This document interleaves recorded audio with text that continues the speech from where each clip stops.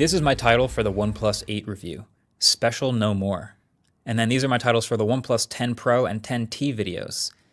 Yeah. OnePlus has somehow pulled off the most successful, but also least successful jump from enthusiast to mainstream that we've ever seen. Like, they actually tried a bunch of things. They tried slowly adopting some of these mass market things, like switching to the all glass designs instead of the metal backs. They added official IP ratings eventually for waterproofing. They'd also continued to turn up the price with each new phone, like slowly turning up the temperature on a stove. These are now $900 phones. So they also added a budget line called the OnePlus Nord, and started making a bunch of phones that were less expensive. So they could keep selling their super expensive phones, but then they would also at least offer something that's less expensive, but it's more of like a mid-range phone. They also started making carrier deals in the US so they could start selling phones to the masses that buy in stores, and that's a different business model, and obviously these are more expensive phones to make up for that, but it's a lot going on. This is also around the time that the co-founder Carl Pei left the company. They struck a partnership with Hasselblad, starting with the OnePlus 9 series,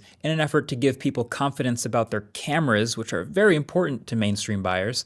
By the OnePlus 10, they'd almost completely lost their identity from before. They're dropping phones at this point that very closely resemble their cousin company Oppo's phones more than ever. So peak OnePlus for us enthusiasts was like OnePlus 6, OnePlus 7.